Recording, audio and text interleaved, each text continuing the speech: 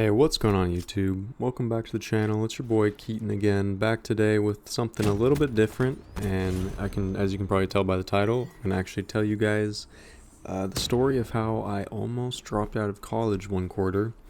Now, this was winter quarter back in, oh, I don't even know what year it was, but yeah, it was like the first or second week of school.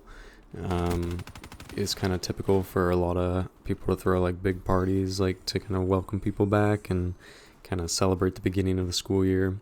And I went to UCLA, which is on the quarter system. So yeah, the coursework was like really fast. Like we would have our midterms. I think some people would have them as early as like the third week of school. But depending on the class, it might be like the third, fourth, fifth week. So yeah, a lot of people like to just kind of like throw parties in like the first couple weeks just to have fun. And this was like my second year of college, so I wasn't quite to that point in my college where I was like completely done with partying. I was still very new and wanted to get that experience, and I totally missed out on the whole like party scene in high school. Like I didn't party at all in high school really, so yeah, it was like fun and new for me. And yeah, anyways, so I went out to this party, and needless to say, I just drank way too much that night, like way too much. It was really bad. I was like sloppy drunk. And so that night I was heading home back to my dorm with my roommate, and there was like a banister rail that I slid down, and I normally, if I would do this, I would do it with like, well, for one, I would be sober, but for two, I would do it sliding down the rail where my legs are like on the left side of the rail. But I can't remember why, but for some reason, that wasn't an option. I think there was like people walking up on the wrong side. And so I said, okay, yeah, I'm drunk. I'm going to slide down this thing with my legs on the right side because that was the side that was open, which I never really do it that way. And I think it like threw me off balance. And so I got all the way down to the bottom of the rail, and there was like a bush at the bottom, and I was drunk, and I basically just like lost my balance, and I just used my instincts, and I like curled up my body and like wrapped my legs around the bar so that I wouldn't like just fall off and like hit my head or something. And I was totally fine in the sense that I like rolled around the rail, like keeping my body like latched on, like a monkey. And I thought I was like, oh, I'm chill, like nothing, I'm totally fine. And then I realized a few seconds later, I look over at my hand, and I guess as I was like swinging down around, I reached out with my arm, and my thumb just perfectly planted itself into like the very last step, like at the bottom of the staircase. And I snapped my thumb like straight in half, like the skin was all there, but it was like elongated, and you could see, I don't want to get too descriptive, but you could just tell it was like bent the wrong way completely. And I was like, oh my gosh, like I was really, like I said, I was totally drunk, but I knew like this is bad, like.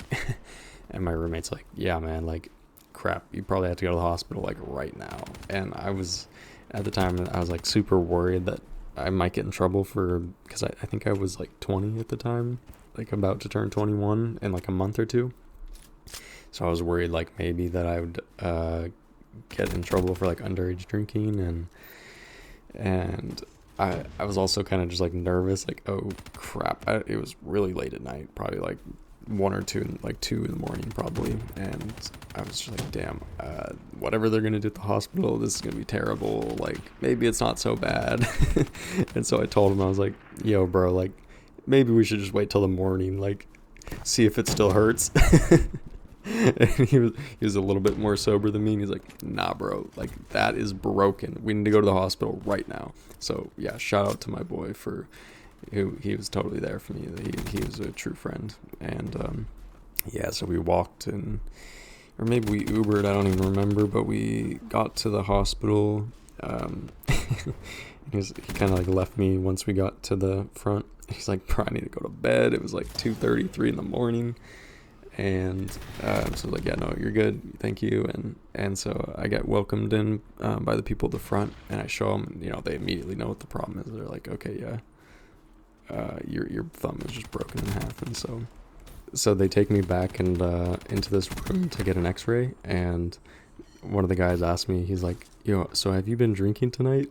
And I think it was anybody could have like they could see that I was like clearly drunk. Like my breath probably smelled like alcohol, and I was probably like stumbling with my words a tiny bit, so it was very obvious. But again, like I said, I didn't want to get in trouble, and I had heard stories about people who went to the hospital who were like under the influence, and they were underage and they got in trouble. So I decided to just say like, no, I haven't had anything to drink.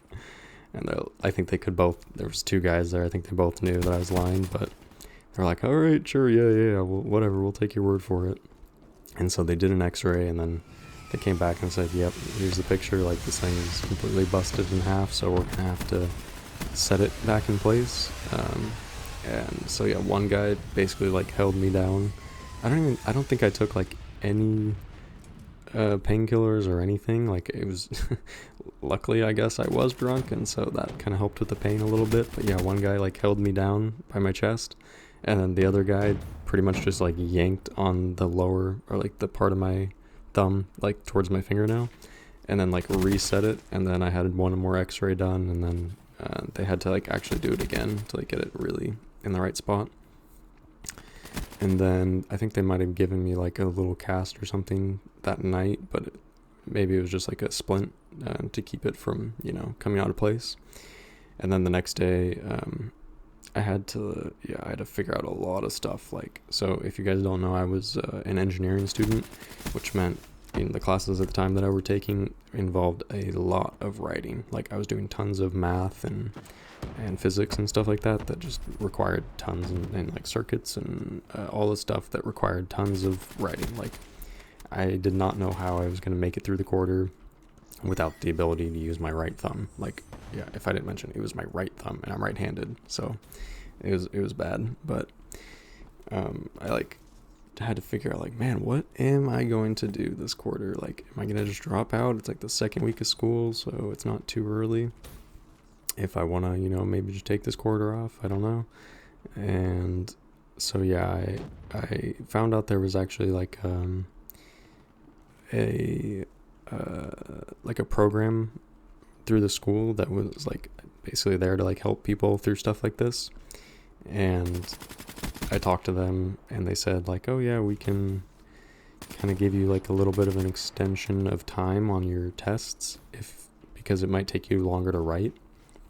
And yeah, I made the decision to just go through, and I talked to some of my professors, and I decided that I was gonna just write it out and see if I could succeed.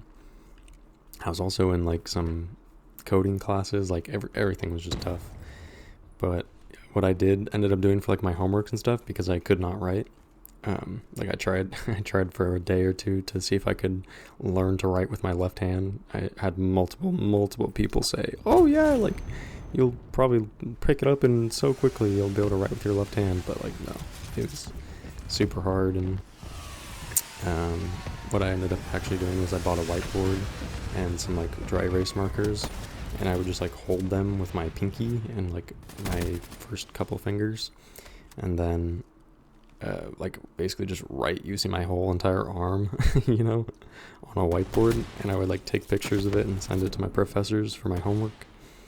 And so yeah, they were super accommodating in that sense, but it was not easy, like being able to go to, like I couldn't take notes when I went to class. And looking back, I probably should have like gotten notes from like one of my classmates, or like I think certain courses you can actually just buy the notes like from all the lectures. But I didn't really know about that at the time.